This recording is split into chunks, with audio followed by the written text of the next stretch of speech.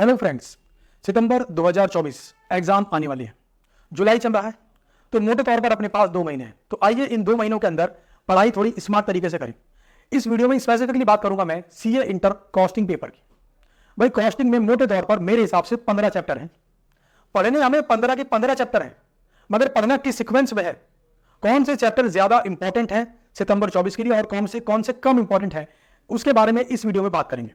यानी कि ABC analysis of costing paper for September 2024। Category A से मेरा मतलब उन चैप्टर से है जहां से मुझे उम्मीद है कि एग्जाम के अंदर 60 to 70 मार्क्स का आएगा ही। कैटेगरी बी मतलब 50 to 60 मार्क्स का आएगा ही, और कैटेगरी सी मतलब इससे कम मार्क्स का आएगा।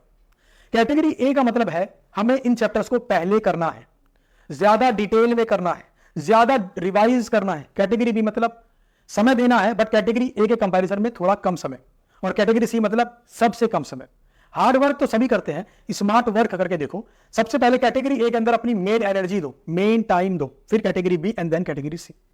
तो पिछले अटेम्प्ट में किस चैप्टर में से कितने मार्क्स का क्वेश्चन आया और मेरा एक्सपीरियंस क्या कहता है, एक ट्रेंड एनालिसिस करने के बाद मैंने कैटेगरी ए में डाले हैं 5 चैप्टर।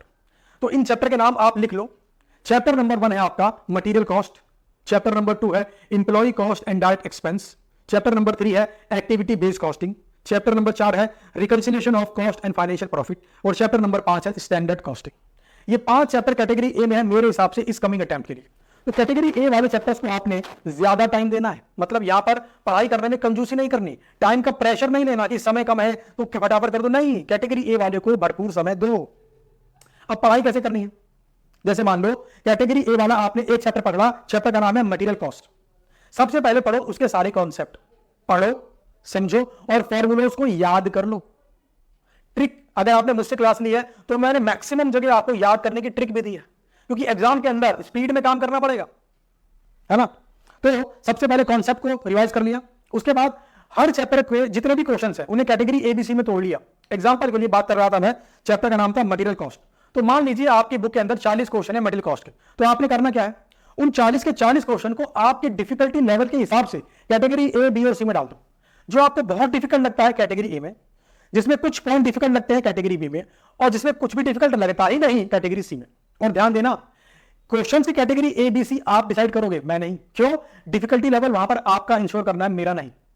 ऐसा हो सकता है कि सेम क्वेश्चन आपके लिए कैटेगरी ए में आए और आपके दोस्त के लिए कैटेगरी सी में आए, मतलब आपके लिए डिफिकल्ट हो, दोस्त के लिए इजी हो। इसको उल्टा कर दो, ऐसा भी हो सकता है कि कोई क्वेश्चन आपके लिए कैटेगरी सी में आए और आपके दोस्त के लिए कैटेगरी ए में आए। तो आपको category A B C questions की खुद डिसाइड करनी है। तो डिसाइड कर लेने के बाद कैटेगरी ए वाले क्वेश्चंस को हाथ से सॉल्व करना है। एग्जाम में आंसर वेरीफाई करने के लिए नहीं आएगा, एग्जाम में आंसर करना होगा। तो घर पर क्वेश्चन को हाथ से सॉल्व करना है, फिर आंसर को मैच करना है। कैटेगरी बी वाले में उनके जो मेन पॉइंट्स है उनको सॉल्व कर लो हाथ से। पूरा क्वेश्चन मत करो कैटेगरी बी वाला, बट मेन पॉइंट सॉल्व कर लो हाथ से। और कैटेगरी सी के अंदर पूरे क्वेश्चन के आंसर को वेरीफाई कर लो, और चाहे तो इग्नोर कर दो, मर्जी आपकी।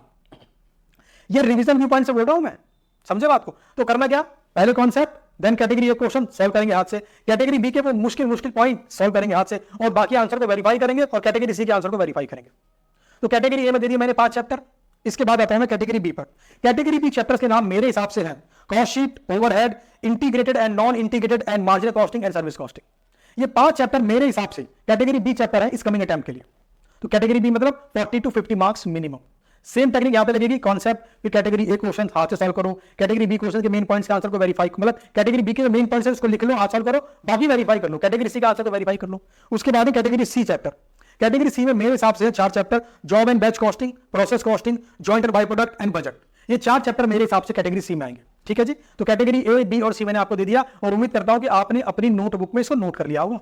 अब इसके बाद मैं एक स्टेप आगे जा रहा हूं, और मैं हर चैप्टर के आपको इंपॉर्टेंट टॉपिक बताने वाला हूं। मेरे हिसाब से सितंबर 24 के अंदर किन टॉपिक से क्वेश्चन आने की संभावना बहुत ज्यादा है। अच्छा, इंपॉर्टेंट टॉपिक का मतलब यह नहीं है कि बाकी टॉपिक बेकार होगा छोड़ देने, ना, उन्हें करना है, बट ये टॉपिक पे ज्यादा एम्फेसिस देना, because these topics are very very important according to me. सबसे पहले बात करते हैं, चैप्टर का नाम है मटेरियल कॉस्ट, और यहां पर एक टॉपिक है calculation of total material cost and maximum stock level in case of perishable nature of goods. ध्यान देना, इसके ऊपर स्टडी मैट में कोई भी क्वेश्चन नहीं है। आपको मई 2024 का आरटीपी देखना है, क्वेश्चन नंबर 1 देखना है। एग्जाम में क्वेश्चन नंबर 1 मई 24 आरटीपी का देख के जाओ, एग्जाम में आने की पूरी संभावना है। इसके बाद economic order quantity, ABC analysis, LIFO, FIFO and weighted average method. ये टॉपिक मेरे हिसाब से इंपॉर्टेंट है मटेरियल कॉस्टिंग वाले चैप्टर के अंदर। बात करता हूं अगले चैप्टर के, चैप्टर का नाम है employ cost and direct expense. Main topic Halsey scheme, Rowan scheme, over time वाला concept and direct expense identify करने वाले 2 क्वेश्चन जो आपके स्टडी मैट में दिए गए। उसके बाद एक्टिविटी बेस्ड कॉस्टिंग, बहुत सिंपल चैप्टर है, बट आईसीआई जो स्टडी मैट है उसके अंदर जो प्रैक्टिस प्रॉब्लम होती है आखिरी में, क्वेश्चन नंबर 2, 3, 4, 5, ये 4 क्वेश्चन करके जाना। पता नहीं क्यों मेरी गट फीलिंग बोल रही है कि इनमें से ही कोई एक क्वेश्चन उठ के एग्जाम में आ जाएगा। इसके बाद है अगला रिकंसिलेशन। अगर आपको 2 स्टेप अप्रोच आती है जो कि मैंने सिखाई है अपने स्टूडेंट्स को, तो आपको इस चैप्टर में एक क्वेश्चन कर लो बहुत है। अगर आपने मुझसे क्लास नहीं की कोई बात नहीं, रिकंसिलेशन के 1-2 क्वेश्चन स्टडी मैथ से करो और रिवाइज कर लो कैटेगरी एबीसी के हिसाब से। इसके बाद स्टैंडर्ड कॉस्टिंग। स्टैंडर्ड कॉस्टिंग में मुझे इस बार उम्मीद है कि रिवर्स वाले क्वेश्चन आने की ज्यादा उम्मीद है मेरे को। मतलब जहां पर होता क्या है, क्वेश्चन में वेरिएंस देता है, बोलता है निकालो actual price, actual quantity consumed, तो वो वाले क्वेश्चन बिल्कुल मत छोड़ना। आईसीआई स्टडी मैट की आखिरी की जो प्रॉब्लम्स है जहां पे रिवर्स वाले क्वेश्चन है, मतलब वेरिएंस से डेटा पे आना है हमें, वेरी वेरी इंपॉर्टेंट, सारे करके जाने हैं। इसके बाद अगला चैप्टर है मेरा कॉस्ट शीट। कॉस्ट शीट मतलब 1 फॉर्मेट चैप्टर, आपको पूरा फॉर्मेट याद होना चाहिए। और स्टडी मैट में एक क्वेश्चन है जो बड़ा क्वेश्चन है कॉस्ट शीट के अंदर, उसको आपने कर लिया तो गंगा नहा गए। अगला चैप्टर है आपका overhead, 2 method, step ladder method and direct distribution method, और मेन एम्फेसिस है मेरा डायरेक्ट डिस्ट्रीब्यूशन मेथड पर। इसके बाद है अगला चैप्टर इंटीग्रेटेड। अगर आपने मुझसे क्लास की है तो आपको पता है रेड लाइट अप्रोच। उसके बाद चैप्टर सिंपलीफाई हो जाता है, नहीं करी कोई दिक्कत नहीं। सारे के सारे अकाउंट्स के फॉर्मेट, अकाउंटिंग एंट्रीज और उनकी आपस में इंटरलिंकिंग आपको पता होनी चाहिए। पता नहीं कि मेरी गट फीलिंग बोलती है कि इस चैप्टर से इस बार 10 नंबर से ज्यादा का आने की उम्मीद है मेरे को। अगला चैप्टर है आपका मार्जिनल कॉस्टिंग। वैसे तो ये पूरे का पूरा चैप्टर अपने आप में बहुत ज्यादा इंपॉर्टेंट है, फिर भी calculation of profit under marginal costing technique and absorption costing technique is very very important for September 2024। और अगला है डिसीजन मेकिंग वाले क्वेश्चन। जब क्वेश्चन बोलता है ना अपने को कि 2 लेवल्स पे निकालूं, एक लेवल पे काम करूं कि नहीं करूं, बताओ किस कैपेसिटी पे काम करूं, कौन सा मेरे लिए प्रॉफिटेबल है, डिसीजन मेकिंग, प्रोडक्शन करूं बाहर से खरीदूं, तो most important for coming attempt. अगला चैप्टर है सर्विस कॉस्टिंग। 3 टॉपिक मेरे हिसाब से कैटेगरी ए।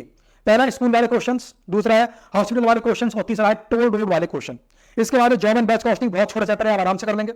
इसके बाद प्रोसेस कॉस्टिंग। प्रोसेस कॉस्टिंग के अंदर वो वाला कॉन्सेप्ट जहां पर opening and closing stock 100% complete नहीं है, is very very important for September 2024। इसके बाद अगले chapter joint and by product.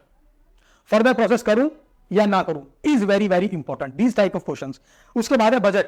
Budget में एक क्वेश्चन है जहां पर रेशोस की बात होती है, activity ratio, efficiency ratio, capacity ratio, याद है ना। वो क्वेश्चन मेरे हिसाब से very very important for September 24 attempt. पता नहीं क्यों मेरी गट फीलिंग बोलती है कि यार उस चैप्टर से एग्जाम में क्वेश्चन आना चाहिए। तो मैंने आपको हर चैप्टर के इंपॉर्टेंट टॉपिक बता दिए हैं और मैंने आपको हर चैप्टर की कैटेगरी ए, बी और सी बता दी है। प्रॉपर्ली वीडियो को देख के नोट डाउन कर लो, बहुत मेहनत से बनाई है, और इस सीक्वेंस में पढ़ाई करो, समय वेस्ट मत करो। और इसके अलावा कोई और हेल्प भी अगर आप मुझसे चाहते हो तो इस वीडियो के नीचे कमेंट करो, मैं उस टॉपिक के ऊपर आपको डिटेल्ड गाइडेंस दूंगा। और ध्यान देना, जो मैंने आपको बोला है इसमें अगर आपने फॉलो किया तो डेफिनेटली आपके बहुत अच्छे मार्क्स आएंगे। और मैं ऐसा क्यों बोलता हूं, मैं हर बार ऐसा बोलता हूं, मेरे पास सालों का एक्सपीरियंस है, तो मैं कोई बात अगर बोल रहा हूं तो हवा में तो नहीं बोलूंगा ना। और मैं चाहता हूं कि आप एग्जाम में पास हो। तो देखो, पास कौन होता है, रैंक कौन लाता है, जो इसे फॉलो करता है। मैंने ज्ञान उलट दिया, लेकिन आपने उसका कितना इस्तेमाल किया, उन बातों पे कितना चले, ये आप पे डिपेंड करता है।